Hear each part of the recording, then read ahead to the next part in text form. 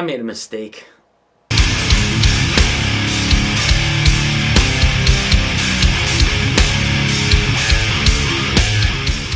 Today on Troy Crow Studios, I kind of feel like the little boy there in E.T.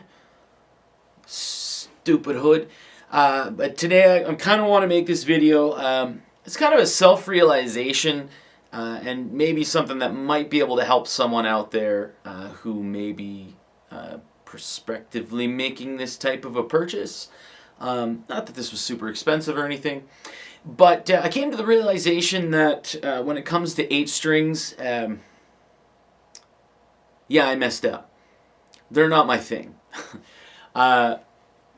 So basically, I'll give you take this stupid thing off. I'll give you a really quick history and what potentially may be going on in your mind, and just out of my experience, potentially help you, but hopefully not completely sway you away. So basically, my history is primarily with 6-string guitars. I like a lot of people, I like blues, but I am primarily hard rock / a metal player. So I'll tell you I like the blues and jazz a whole heck of a lot to kind of not dumb down myself, if that makes any sense, or dumb myself down. But for years and years and years and years and years, I played 6-string guitars, absolutely loved them, didn't feel like I completely mastered it or anything, but really shied away from the 7-string scene because it, to me, seemed like a gimmick, and I didn't really like Korn. Then one day, I was shooting some b-ball outside of the school, and I picked up a 7-string. This is not the 7-string I picked up. I actually haven't even made a video with this particular 7-string. But I decided to jump into the whole 7-string thing. I picked up a 7-string for, I think it was like $180. It's just a cheap Ibanez, and the whole idea was, you know what, if I kind of like it, then I'll just hip shot bridge, Fishman Fluence, and Spurzl tuners, which I did. I really enjoyed it. It actually, it didn't seem really crazy. This going from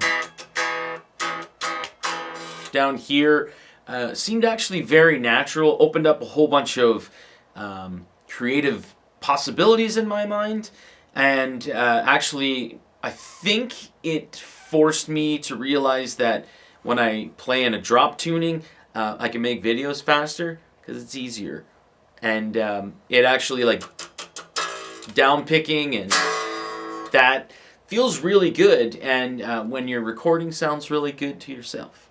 So then I thought, god damn, I might as well pick up an 8-string because it's going to be the exact same thing. It's only natural to go from 7 strings to 8 strings, and having one more string tuned down lower, that's phenomenal. That's just excellent. I'll be able to be really heavy. And then I got this, and when I bought this, the person that I bought it from actually said to me, you know what, you're not going to like it. He said, he basically said, why do you want to buy an 8-string? Which is very weird because he was trying to make money. And I said, you know what, I went from 6-string to 7-string, absolutely loved it. So naturally 8 strings is probably going to be exactly where I want to be. And he literally was just like, I thought the exact same thing, but it kind of feels like a bass when you're playing it. And I thought, this dude's crazy. He's just having second thoughts. But he was a good dude. Because what I ended up doing when I brought it home, because on a 7-string, to me, it's very easy to still play chords. And I'm not saying like physically easy or anything like that. What I'm saying is when you do this,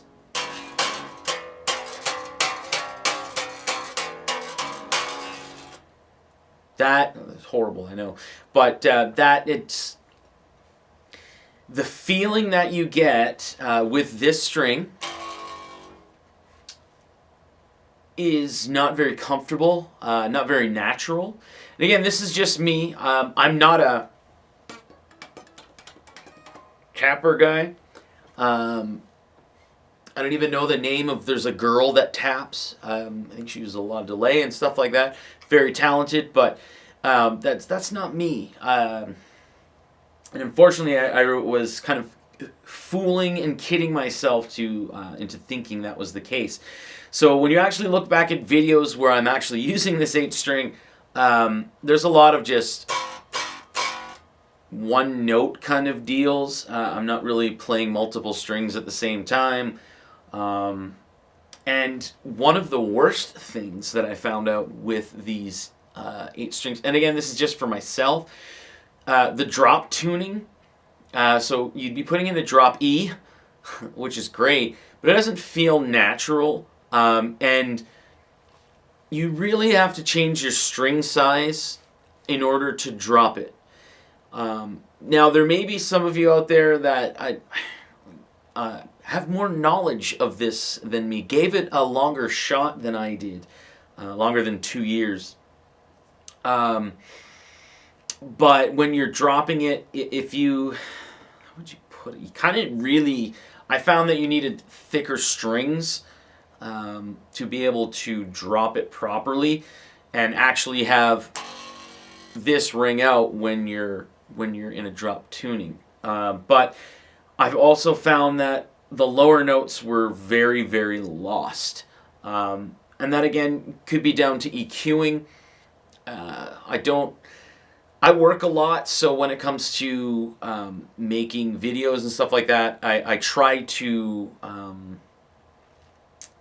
do a lot in a little bit of a time. And what I kept finding is every time I would record with this and try it in drop tuning, the lower notes were completely lost or flubbed. And the tuning stability, not from the tuners, but from this, it fluctuates a lot. So when you're playing in that, it's either the notes are lost or they seem out of tune. And I use a tuner all the time. So again, all of this is just me. It may sound familiar to you. But yeah, those are just some of the things that you find with 8 strings. At least with my approach. So again, playing that or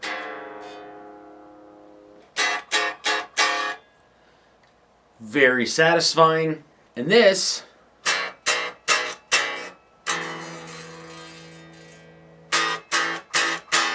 still very satisfying, but this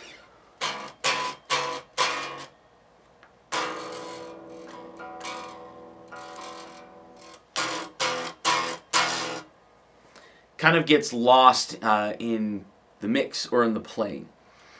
So, and again, I really don't want you to take this to heart thinking 8 strings, I absolutely hate them. My problem was I would always see them in a music store, pick them up for a little bit, and I would just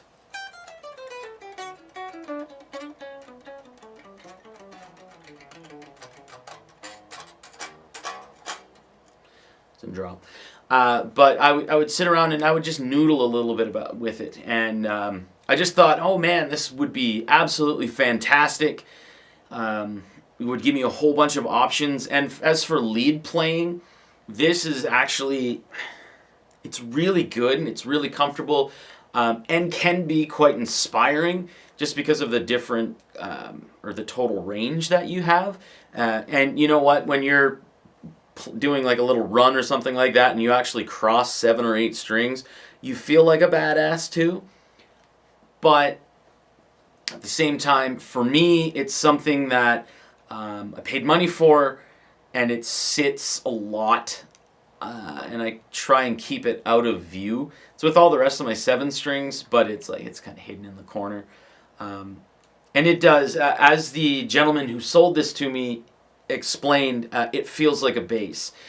So to be honest, the top 3 strings, or the bottom 3 strings as you would put it, these feel like a bass, and then everything else feels like a guitar, just with slightly more tension. So I made a mistake. I'm probably going to be getting rid of it. I'll probably buy another red guitar, SG, and then yeah, you won't see this anymore. To those of you who have made offers on purchasing this guitar, even though it was not for sale, I'm not really one to ship things, so I'm not going to be opening this up so you can offer me money to buy it or a trade. Though I appreciate those, it's just not something that I'm into. Anyway, hopefully if you are looking at a 8-string because you love 6-string and 7-string and think it's going to be a natural change, hopefully this video will at least make you reconsider and take a little more time.